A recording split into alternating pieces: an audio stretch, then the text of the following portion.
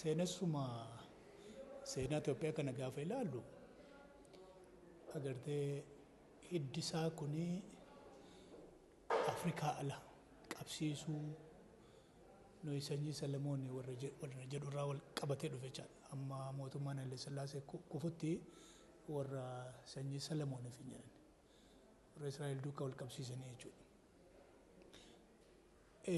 Seenaan uummattoota hundumaayyuu sanarraa akka wal qabatu wanni godhamaa ture jechaadha. Karaa dogoggoraatiin haa ta'u malee kan Oromoo kanatti gaafa deebinu Oromoon uummata Kuush keessaa isa guddaadha.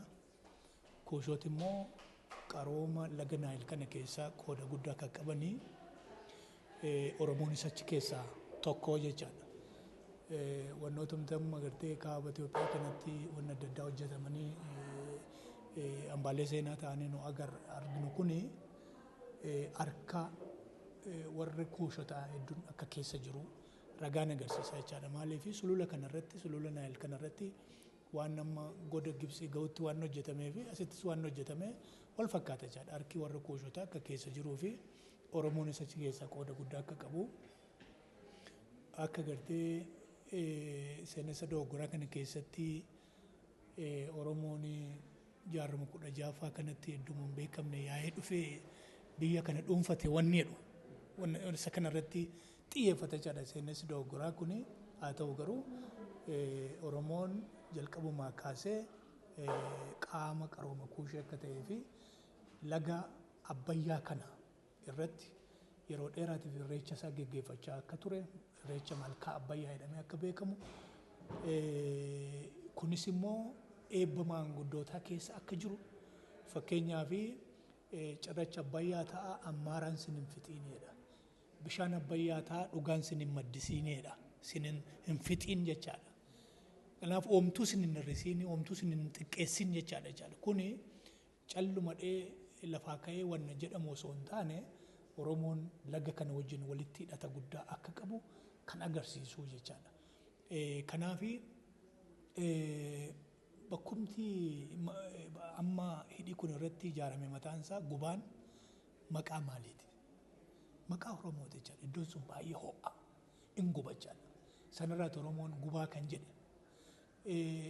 Waan hedduun qorannoodhaaf fuula duratti kan ifamu ta'ee haa ta'u garuu ragaa ammaa jirutti Oromoon laga Abbayyaa kanaanis walitti hidhataa guddaa akka qabu maqaan Abbayyaa jedhu kun mataan isaayyuu maqaa Oromoo akka ta'e Oromoon yeroo dheeraadhaaf sanaaf waamaa kan ture mormor isaa jedhurraan malee maqaan Abbayyaa kun immoo darbees Oromiyaa bakka adda addaa keessa jiraachuun isaa fakkeenyaaf amma gara Gujii kana yoo fudhanne Galaana Abbayyaa, Haana Abbayyaa wanni jedhu jira jechaadha. Maqaan kuni maqaa eenyuyyoo osoo hin taane maqaa Oromoo ta'uusaa Abbayyumti mataan isaa maqaa Oromoo akka ta'ee fi hedduudhumti hidha kanaayyuu gubaa akka jedhamu kun maqaa Oromoo akka ta'e inni kuni ifa ta'aa deemuutu irra jiraata jechaadha. Kanaaf hidha kanaan keessumaayyuu seenessa durii kanaan wal qabate wanti sisirrataa deemu waan hedduutu jira. Wanni dogoggoraa hedduutu irra jira. Oromoon hidha kana dabalatee biyya kana ijaaruu keessattis ta'e utubee deemuu keessatti qooda guddaa qaba. Waan Oromoon keessatti hirmaatiin biyya kanatti milkaa'e hin jiru. Yeroo isaan jaarraa 16ffaa kunoo Oromoon badii fidee akkana godhee waan jiru duubatti deebisee jedhan kana mataasaa Oromoon maal godhee sabaaf sablammoota amma jiran kana uummattoota Itoophiyaa amma jiran kana walitti hawaasummaadhaan kan walitti hidhe isaa. Sana dura maaltu jira? Uummattoota Itoophiyaa kun asiif achi sosocho'aadha. Mootummaan dhaabbataas sirnaan waan hin turree fi kan humna qabu isa tokko achi dhiiba, kan humna dhabee achi baqata, iddoo dhumte dhaabbataan kana jedhamuyyuu hin turre jechaadha. Oromoodha kan uummata kana walitti fide, walitti hidhee then uummatni Itoophiyaa kun tasgabbaa'ee akka inni taa'u kan godhe jechaadha. Hundumtuu bakka amma jirru kana bakka amma jiran kana seetil godhanii tasgabbaa'anii qubatanii akka ta'an kan godhe dhugaa dubbachuudhaaf Oromoodha. Isaan kan immoo walitti fide jechaadha. Oromootu walitti fide jechaadha. Kanaaf Oromoon utubaa biyya kanaati. Ammatu Oromoof Oromiyaan Itoophiyaa gidduutti ba'e Itoophiyaa wanti jennu hin argannu jechaadha. Reeli waan akka isheen fakkaattu ilaaluu dandeessa jechaadha. Kanaaf utubaa biyya kanaati. Biyya kana keessa ijaaruu keessatti dhama'aa ture. Humna isaatiin, qabeenya isaatiin, beekumsa isaatiin biyya kana keessatti carraaqaa ture. Biyya kana utubee kadeemaa ture Oromoodha. Egaa wanni ta'e boodarra maalinni waan Oromoon walitti hidhe kana, waan inni walitti fide kana, waan inni garaagarana walitti fide uummata kana walitti hidhee tokkoomse kana sirna bulchiinsa hacuuccaa jala galchuudha jechuudha wanni ture. Mootummaa gonfoo kana jalatti walitti fiduu cafaquu ture jechuudha. So sanaa booda waan Oromoon godhee akkan ilaaluttis waan lama hojjetaa ture kan jedhuun amana jechuudha. Tokko yeroo kamiyyuu biyya kana utubuu isaa itti fufe. Yeroo diinni biyyatti dhufu Aduwaarraa kaasee sana durarras kaasee yeroo diinni biyyatti dhufu utuu duubatti hin jedhin Oromoon ofirraa qolataa ture. Aarsaa kaffalaa ture jechuudha. Gama biraatiin immoo walqixxummaan immoo akka mirkanaa'u inni tokko isa tokko dhiibuu akka hin qabne walqixxummaan akka mirkanaa'uu fi uummata qabsoo gochaa ture jechaadha Oromoon. Ammuma dhiyeenya kanaatti qabsoo gochaa ture jechaadha waan ija keenyaan arginu jechaadha. Kanaaf misooma biyya kana keessatti geggeeffamu keessatti sochii biyya ijaaruu biyya kana geggeeffamu keessatti qoodi Oromoo olaanaadha. Fakkeenyaaf kun immoo hidha haaromsaa kanarratti qabatamaadhaan ragaadhaan deeggaramee waan mul'atedha. Gumaachi uummata Oromoo baay'ee olaanaadha. Yeroo akkas jennu uummati kaan hin gumaachine jechuun miti. Amma immoo humna isaa hundumtuu gumaacheera jechaadha. Hidhi kun uummattoota Itoophiyaa waan qaban hiikanii sabbata isaaniirraa hiikanii waan waloodhaan ijaaran jechaadha. Haa ta'u malee gumaachi uummata kanaa immoo baay'ee olaanaadha. Akkuma baay'ina isaa kana, akkuma diriira lafa isaa kana, akkuma qabeenya lafa isaarra jiru kana, isa akkuma kana gumaacha olaanaa taasise. Gumaacha olaanaa otoo durii kaasee taasisaa jiru sababa seenessa dogoggoraatiin waan uummati kun gumaacha tokko illee hin qabnetti wanni fakkeeffamaa ture inni suni sirrachuutu irra jiraata. Kanaaf immoo keessumaayyuu uummati kun hidha haaromsaa kana milkeessuu keessatti gumaachi inni godhe maali kan jedhu inni kun ragaatiin deeggaramee amma kitaabni qophaa'ee jira jechaadha. So kitaaba kana hayyoota hedduutu walitti dhufee barreesse. Sana keessatti anis keessumaayyuu gama seenaatiin waan Oromoo kun akkamitti taa'e kan jedhu anis akka xiinxalaa tokkootti keessatti qooda fudhadheera jechaadha. Kanaaf fuula durattis waan hojjenne kana waan itti dhamaane kana nuumatu barreeffachuu qaba, ifatti baafachuu qaba. Akka kanaan duraa warri kaan barreessanii akka isaan nu xiqqeessanii dhalootatti himaa turan osoo hin taane kanaa booda sana hin fudhannu. Kanaaf hidha haaromsaa kana keessatti ga'een Oromoo baay'ee guddaadha. Keessumaayyuu guddina piroojeektii kanaan alatti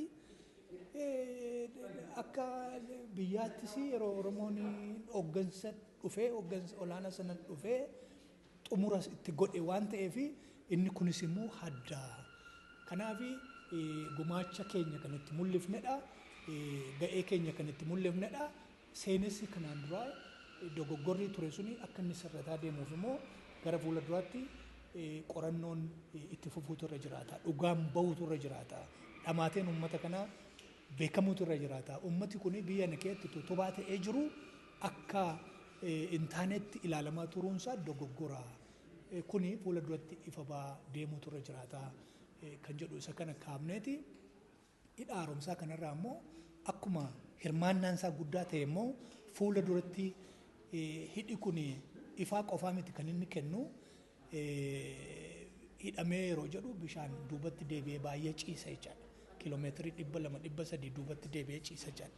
Yeroo duubatti deebi'ee ciisu kana immoo dinagdeedhaaf oola, tuurizimiidhaaf oola.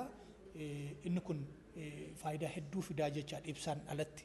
Kanaaf carraa hidhi kun uumu irratti gara fuula duratti Oromoon akkamittiin dantaa isaaf malu kan isa gitu jechaadha.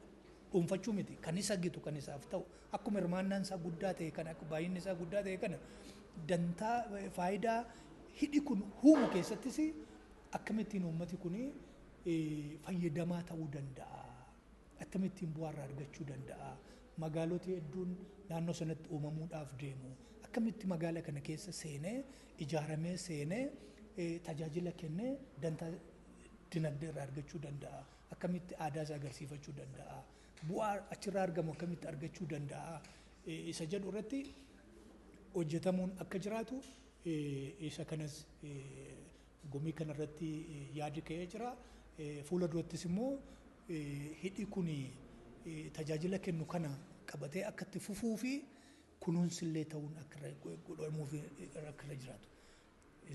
Kunuunsi godhamuutiin irra jiraata. Keessumaayyuu naannoowwan laga kanatti bishaan keessaa yaa'an Oromiyaa giddu galeessaaf gama dhiyaa kana keessatti hojiin sanaan wal qabatu hidhi kun yeroo dheeraadhaaf akka turuu danda'u isa kanarratti hojiin naannoo kanarratti hojjetamuun akka irra jiraatu yaadi ka'ee jira jechaadha.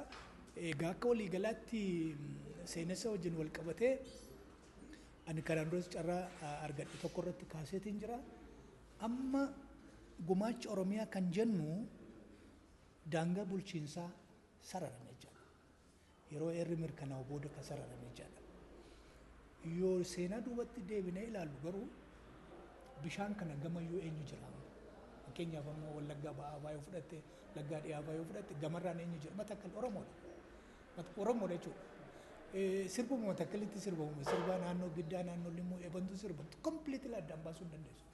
Aadaan isaa tokkuma, uummati isaa tokkuma jechaadha. Kanaaf nu ammasuma Oromiyaa fudhanna malee bishaan kana gama bishaan Abbayyaa kana gama ammas dhaqee Tuulama Shawaa asii ga'utti gama keessan kan jiru uummatuma keenya jechaadha. In alattafe Oromiyaa irraa ala waan ta'eef isii dhiibbaan adda addaas waan jiruuf gara biraatti of qabarraan kan hafe uummatuma keenya jechaadha. Duubatti deebinee waan uummata Itoophiyaa jennu nama garasuu ga'ee jechaadha. Eenyu uummatuma kana. Kanaaf seenessa kana sirreessuu keessatti ammayyuu hojiin guddaan hayyootarraa akka eegamu kallattiin kan itti taa'edha, yaadni kan itti ka'edha. Ani akkanuma jechuu barbaada. Kitaaba keessa jira kun amma kitaabni kun guddaadha. Kitaaba sana keessa tokko lamaan taa'eera jechuudha. Waan hin taa'in hin jiru kitaaba sana keessa. Diteeliinsaa kitaaba sana keessa jira. Ani immoo waan hin jechaa jiru maalinni wannuma Oromiyaa yennee fudhanne kun mataansaa ani ga'aa mitiidha. Innumti gama keessa jiru mataansaa eenyudhaadha. Kan akka Matakkalsii fudhadhe. Gama keessa bishaan as yaa'anuu jiru. Si galee kanaaf Oromiyaa kana isheedhuma heeraan beekamtee argattee bulchiinsa keessatti sararamte qofaa miti. Dur maal jedhan sitti fakkaate Jeneraal Taaddasaan yeroo waldaa Maccaa Tuulamaa keessatti socho'anii uummata gorsan uummata kakaasaa turan maal jedhan? Nu eessa bakkumti nuun hin jirre jedhan. Mee Goojjam fudhadhaa jedhan. Eenyutu jira Oromoodha jedhan. Amma dhuguma Goojjam fudhatte amma naannoo Matakkal maaloo siin jedha Liibaan Bassoo maaliyan jedhamu isaan alatti naannoo Baaddaaroo dhatte naannoon isaa Maccaadha. Aanaa Maccaati. Naannoomti Haroo Xaanaa jiru kun gara naannoo uummata Maccaati. Garasiin immoo gama kaabaatti immoo Dambiyaadhama. Mootummaa Oromooti. Ilmaan Insaati kan jiru jechaadha. Isa Gondariin eenyutu hundeesseetu bulchaa ture naannoo sana. Walloon completely walloon maqaadhuma isaa Tigraay mataan isaa raayyaan asee buun hanga Maqalee ga'utti jechuudha. Maal jedhan iddoon nuun hin jirre eessaa natti maa jedhan. Goojjam keessa nuti jira. Gondar keessa jira. Walloo silaa dhiisaa Tigraay keessa jira. Eertiraa keessayyuu saawwaaf barentuun jira nuti qoratee bira ga'uu danda'e malee. Keeniyaa asii fudhachuu dandeessa jechuudha. Kanaaf waan isin jechuu barbaade maalinni nuyi amma iteedhuma beekamtii seeraa argatte Oromiyaa kana qofaa ilaalla malee Oromiyaa dura abbootiin keenya ijaaranii darban. Kan isaanii guddifachaan, moggaasaan, maaliin ijaaranii deeman jaarraa 16 jaarraa 17 waan isaan ijaaranii deeman walakkaan isaan harka hin jiru. Haa ta'u garuu Oromoodha jechaadha. Kanaaf Oromiyaa waan numti Oromiyaa keessa jiru mataansaa baay'ee guddaadha. Kitaaba kana keessa tokko lamaan taa'ee jira. haa ta'u garuu wanni jechaa jiru Oromiyaa ammaa kana dachaan kan ta'u ala jira. Amma Keeniyaatti fudhachuu dandeessa jira. Amma Tigraayitti, amma Gondaritti, amma Goojjamitti fudhachuu dandeessa. Bal'aadha. Walitti deebi'uu nurra jiraata. Isa kana qorannee seenessa ture kana sirreessaa deemuun baay'ee barbaachisaadha. Hayyootatti wanti mul'ate kana.